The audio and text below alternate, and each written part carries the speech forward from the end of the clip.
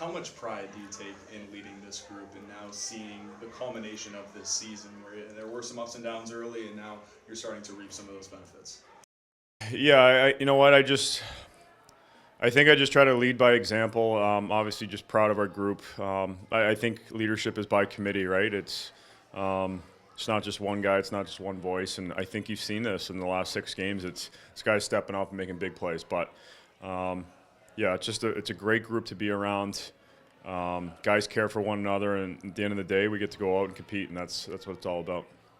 The 6 game win streak, how have you seen the growth on the back end to have a performance like this, only allowing 2 goals in the first half and holding an Ottawa team that has been playing well to 6 on the entire game? Yeah, credit to our D coach, Patty O'Toole, and obviously Coach Hazen, right? They're prepared for us. Our game plan, I think we've just been executing it, right? It's, for us, we're communicating defensively what we want to do.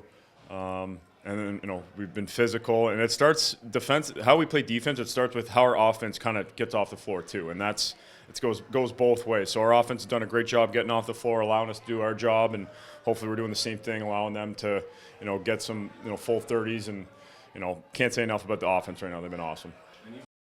Of that first half was the offense getting those power play goals, but then even in the 4 opportunities that you guys had on the PK to slam the door shut and make sure that there was no wiggle room there in the first half too. Yeah, a lot of special teams. Again, like our coaching staff had a great plan for what we wanted to do, and sometimes it gets a little chaotic, right? The ball's bouncing all over the place, but it was just a what's next mentality, and then Hartley, right? Like he's making stops that you're kind of like, how did he just get there? But we gotta be going down the floor. But yeah, he's a brick wall, and we're excited to be playing in front of him. Just how big is it when you have? So Jeff Teat was the only Black Bear with more than 4 shots on goal in the entire game today. Just obviously, you guys knew going in Jeff Teat's going to get his shots up, but what was the key to shutting down the group?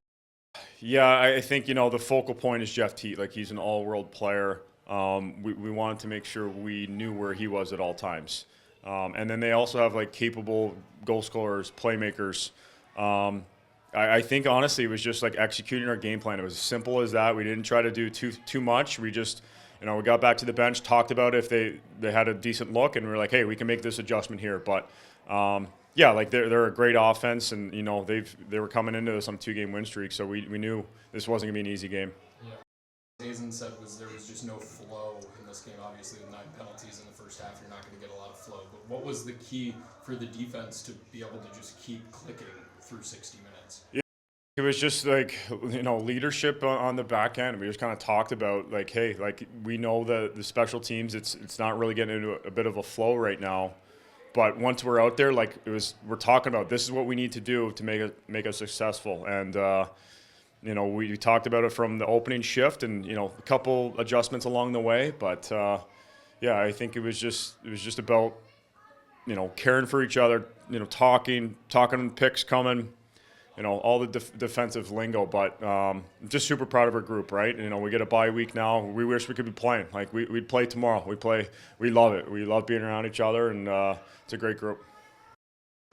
I think the word is unselfish for your defense. Guys are soaking up a lot of shots.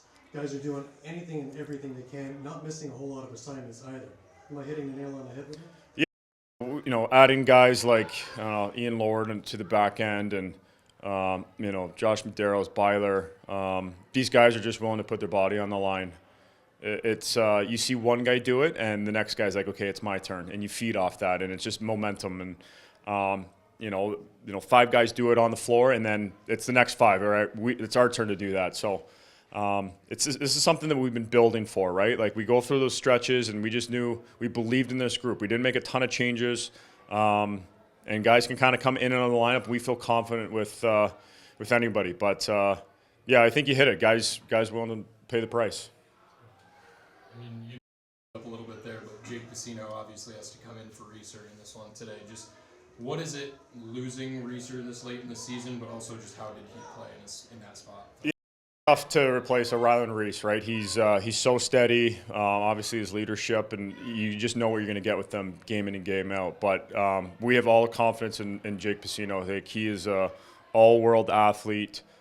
just to kind of, you got to let kind of him go. Like, he's kind of take the reins off and let Jake Pacino be Jake Pacino.